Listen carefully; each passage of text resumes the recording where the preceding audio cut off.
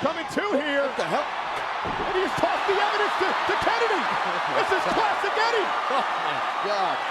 Like the video, subscribe to the channel, and turn on those notifications. And once you're done, leave a comment down below and I just might end up responding. Cheating in wrestling fucking sucks most of the time. It's always some boring, predictable bullshit like wrestlers A and B want to beat up wrestler C, so they'll have a match between A and C and then wrestlers B music will hit. Wrestler C stands around looking like a fucking idiot, just waiting for the run-in on the ropes, just looking at the Titantron, and then wrestler A catches him up with a roll-up. How many times have you seen this? It's typical, run-of-the-mill, tradition-to-death WWE booking that just makes you wonder how the fuck these wrestlers haven't caught on yet. Are you even watching wrestling? I don't know, man. Maybe it's WWE's current product that has me so dry on creativity, but fuck do I love when they actually try make cheating fun, you know? Like it actually is.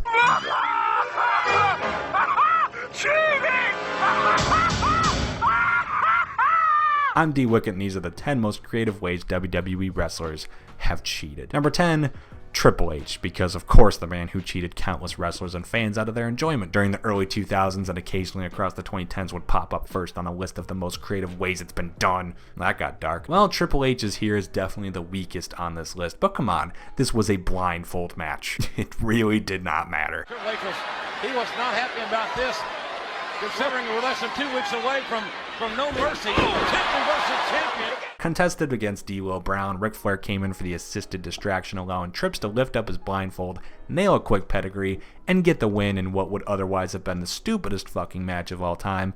Literally, why do blindfold matches exist, barring when they're involved with Santino Marella, because he's fantastic. My biggest takeaway?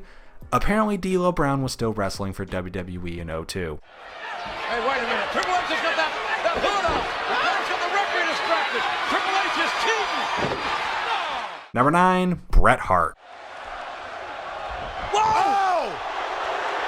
He nailed him. When you're matched up against a Goldberg, what the fuck do you do? Well, Undertaker's gonna have to answer that question in Saudi Arabia soon for an event I won't be watching. Not even because it's Saudi Arabia, but because last year's event was the drizzling shit. Roman Reigns realizes that. Oh my God! And a whisper in the wind, nobody home. He's had dinner with many princes and very important people, and he just... Anyways, maybe Taker can look throughout history and see what's worked for other wrestlers when paired against the bench press who became sentient and started running at people. Well, you could be Brock Lesnar and wait for the third match, and that's about it. Bret Hart did happen to pull one over the Bergmite once when he prepared for the spear by wearing a big fucking metal thing over his body that I guess it really hurt Goldberg's shoulder, yet it incapacitated him? I don't know, man. You get the fucking idea. It's not the referee counting, and this doesn't count.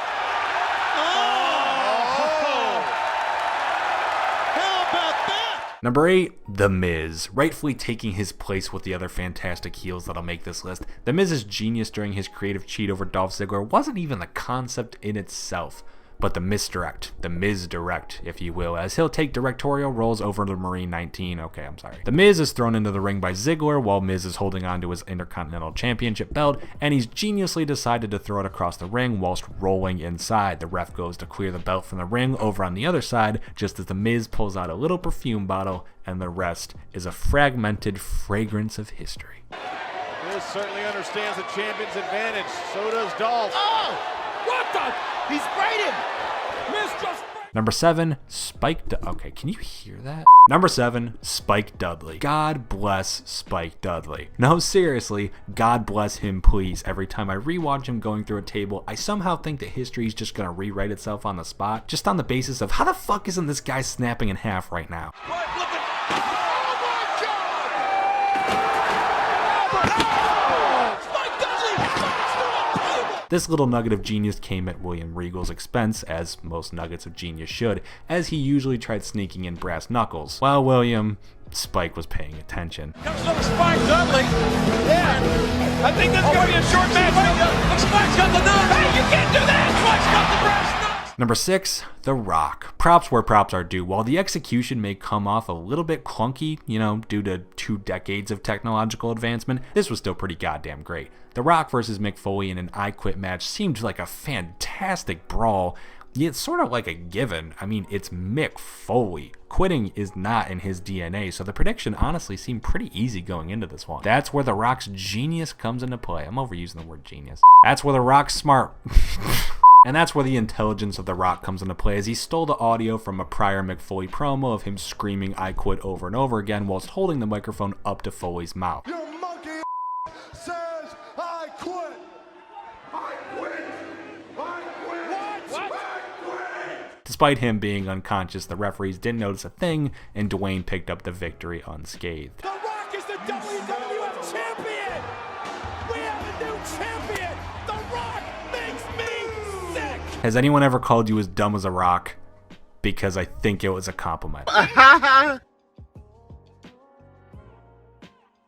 Number 5, Chris Jericho. For the halfway point, let's mix things up a little bit. Instead of the singular creative way to win your match, how about throwing everything you've got at the world and then subsequently walking out with everything over your shoulders? Jericho constantly talks up how he legendarily defeated both icons of the Attitude Era, The Rock and Stone Cold Steve Austin, in the same night. Well, here's how he won that first match. Run-ins from Lance Storm and Christian, corrupt refereeing, low blows, exposed turnbuckles with a feet on the ropes, roll-up, cheering that Sunday of a cheating shit show right on top. The smackdown on the co-owner of this company. No, not a low blow. Jericho with a vile low blow. Seriously, why bother taking pages from the book when you could just throw the whole damn shelf at your opponent and walk out with your biggest career achievement? My God, don't tell me. The low blow. The rock bottom. No.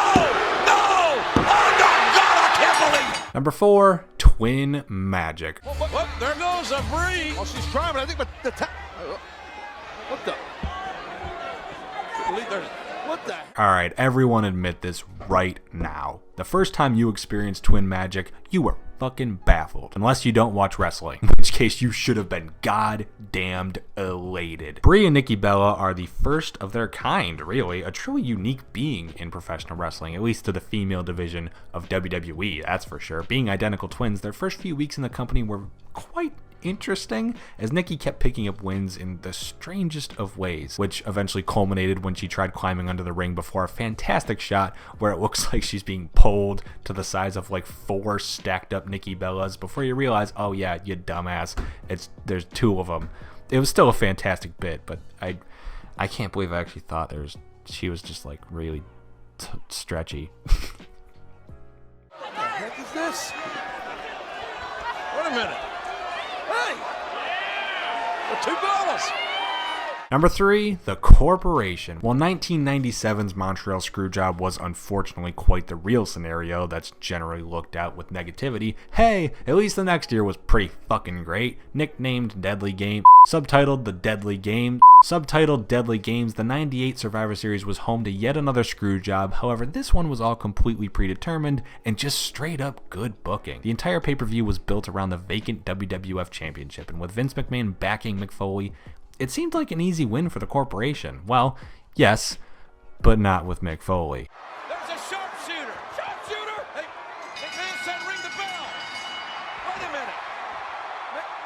What? While he made his way to the tournament finals, so did Dwayne "The Rock" Johnson, just months after departing the nation and starting to get in the face of Vince and the company and being that big top face we all wanted him to start being. So naturally, The Rock was the real champion of the corporation, with the screwjob twist turning The Rock and Foley's positions around and beautifully giving us the heel Rock that we now know today. What the hell? They were in on it all along. All 3 of them. They screwed us all. Number 2, Kurt Angle. Look, I can't really say much original about this one because, I mean, well, it's literally just Twin Magic, but with Kurt's own twin brother. Obviously, he didn't, try doing Twin Magic with Brie. That's silly. Whoa! You see that? I don't know what I just saw.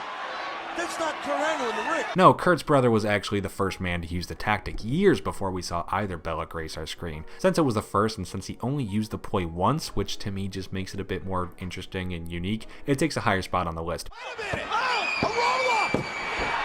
What's going on? Well, that's not Angle. Yes, it is. Also, it's Kurt Angle. Fuck you. Obviously, he's ranking higher than the Bellas. I don't care if this list was the hottest women in WWE today. I'm putting Kurt Angle higher than Nikki Bella. I'll do it. Don't test me. So look at this. This must be Kurt Angle who comes out from underneath the ring, and then he rolls out who we assume is his brother Eric Angle. And number 1, Eddie Guerrero. Coming to here. What the hell? And he's tossed the evidence to Kennedy. This is classic Eddie. Oh my God. Calm the fuck on and get the fuck out. His mantra was lie, cheat, steal. Y'all saw this coming. And rightfully so, as no one was so playfully spirited and screwing over the members of his own roster. Rest in peace, Eddie. So sorry about all that Randy Orton hell stuff. Disqualification. Eddie Guerrero. That is vintage Eddie Guerrero. Lying and cheating and stealing.